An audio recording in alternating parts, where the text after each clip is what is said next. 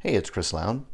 Just doing another 15-minute, well, today it's 15 minutes plus. I was having some fun and wanted to kind of continue with this one for a few more minutes. So it's a little bit longer. I'll show you where the 15-minute mark is so you can see where I was at that point.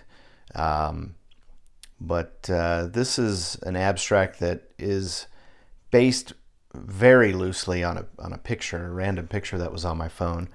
And I'll show you that picture at the end of the video so you can kind of see the finished abstract, that picture. And then really what I was looking for was a picture that I could try and just pull out some of the big shapes in that picture for this abstract. So you'll be able to see the image and then the image with some of the shapes kind of highlighted on there.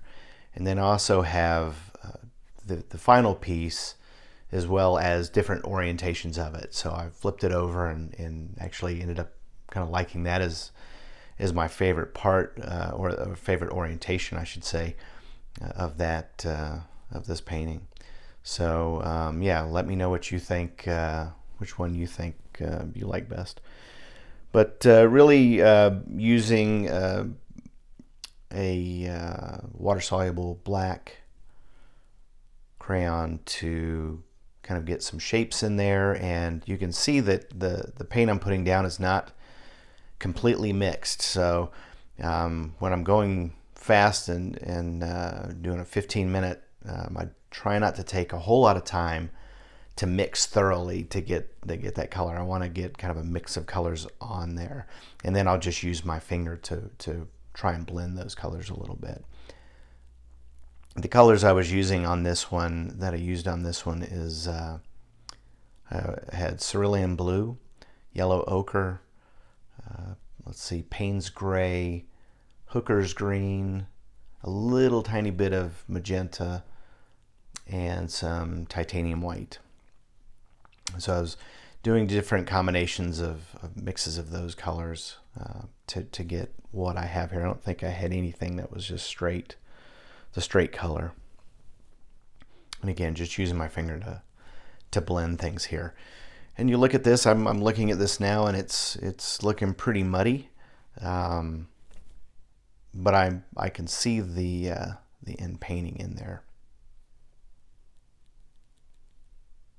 So it's fun to take a picture and just try and break it down to its basic elements, and then try and portray that thought in the painting.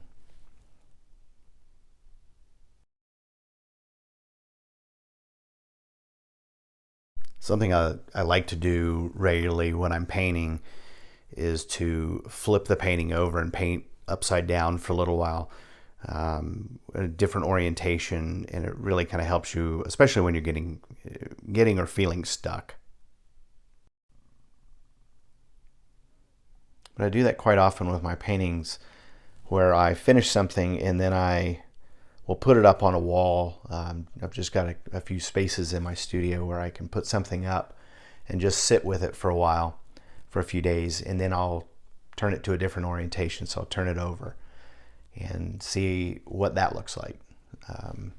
But when I did this, I was pretty happy with this painting upside down. Actually, I was almost happier with all the orientations, more so than the original. So we'll have to see what you think when we get there.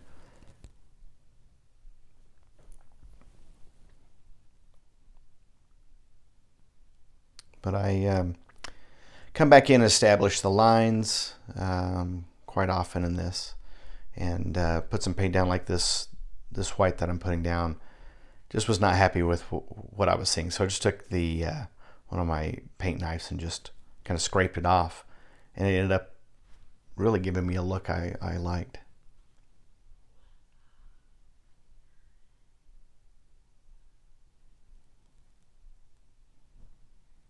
There's what it was like at 15 minutes, and now I'm starting to play a little bit more and add a little bit more colors. And the I have to play with my lighting a little bit here because, as you can see, there's some reflections, and it's not really giving you the full color that's on there. But you'll be able to see that at the end with the images that I have up.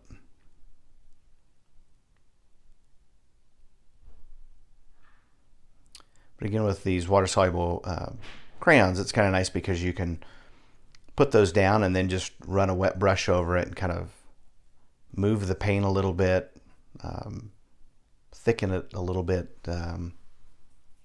It is at least with the line itself.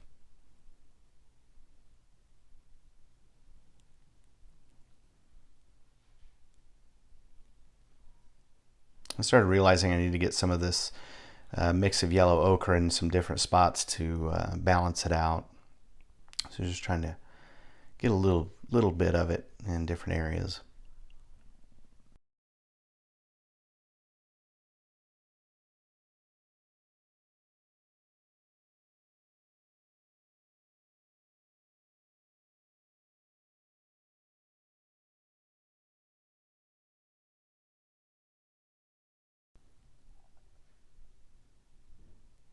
And I've sped this up to 3 times, I believe.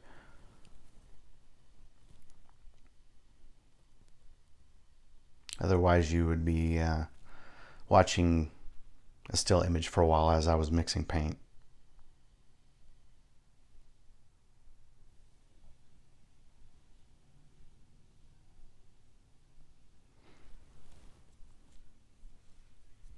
Hopefully some of you already do this 15-minute exercise. Like I said, it's really helped me just paint and free up my mind and my playfulness and just ability to experiment. I'm not as tight when it comes to just throwing down any paint and trying something new, which I do find myself when I get a canvas up on the easel. I'll do that. I'll kind of tighten up and think too much and kind of stall out.